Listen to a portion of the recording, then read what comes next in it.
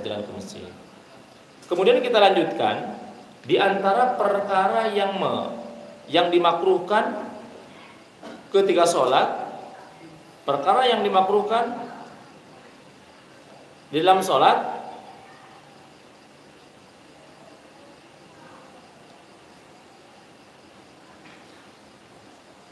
di antaranya yaitu tarkus surah fi raka'atain ulayaini, tidak membaca surat di 2 rakaat pertama, duhur, asar, maghrib, isya, subuh.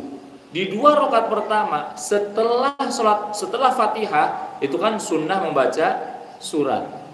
Ma tayassara minal Qur'an, faqra'u ma tayassara minal Qur'an. Baca surat yang kau mampu. Makanya kalau seumpamanya sholat 2 rakaat yang pertama setelah Fatihah langsung ruku, rakaat pertama, rakaat kedua setelah Fatihah ruku, sah. Tapi dia tidak mendapatkan pahala membaca surat Al-Quran, ayat Al-Quran, dan ini makruh, tidak disukai oleh Rasulullah.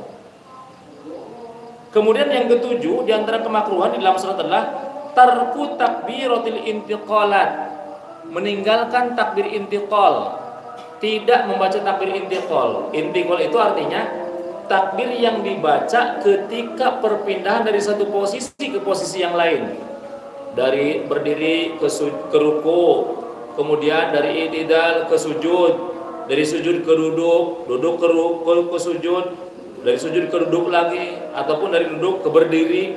Itu sunnah takbir intiqal, baca takbir Allahu Akbar. Jadi setelah waladhdallin baca surat, kemudian walam yakul lahu kufuwan ahad, Allahu Akbar, baca Allahu Akbar. Jadi membaca Allahu Akbar ibadah sunnah, mengangkat tangan ketika akan ruku sunnah tersendiri, beda sunnah ya. Jadi umpamanya mengangkat tangan tapi tidak membaca Allahu Akbar sah, tapi makruh, tapi tidak mendapatkan pahala membaca takbir intiqal. Jadi nggak baca takbir ruku ke sujud, dari sujud ke dari ruku ke i'tidal ya, dari ruku ke i'tidal membaca tasbih, dari i'tidal kemudian ke ruku ke sujud tidak baca takbir, duduk nggak baca takbir, udah paruh jungkal tanpa membaca takbir di saat perpindahan dari satu posisi ke posisi yang lain, maka itu hukumnya makruh. Jadi bagusnya sunnahnya membaca takbir intiqal. Kemudian tarku adhkari ruku wal i'tidal was sujud wal julusain. Di sini kurang baik juga meninggalkan zikir-zikir ketika ruku.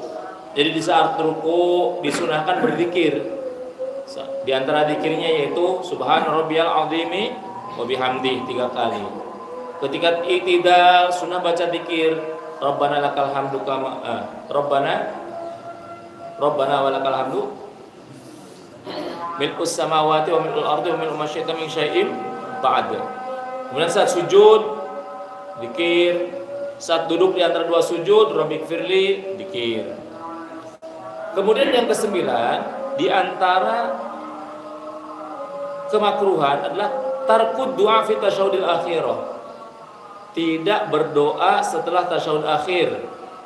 Nah, setelah tasyahud akhir kan sunnah berdoa, karena itu adalah tempat yang mustajab,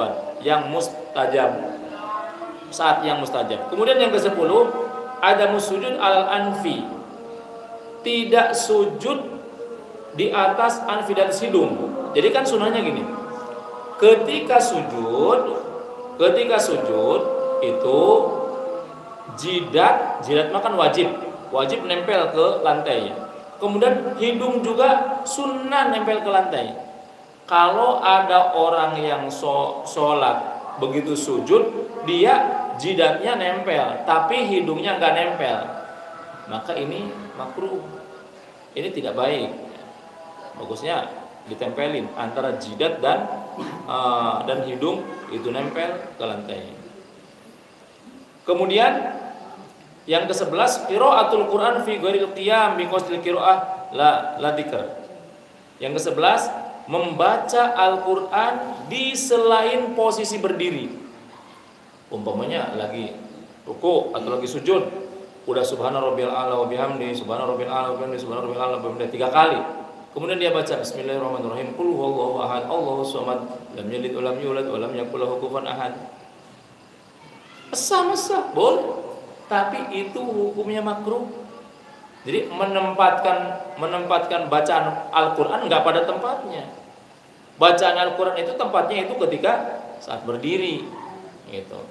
Ini kok di dalam ruku, sujud, i'tidal ataupun duduk di antara 2 sujud kok malah baca Quran, ataupun umpamanya beres tasyahud akhir sambil nunggu imam salam malah baca Quran. Nah, ini hukumnya makruh. Wallahu a'lam bishawab. Subhanakallahumma bihamdika asyhadu an la ilaha illa anta astaghfiruka wa atubu ilaik. Saya pun sebelum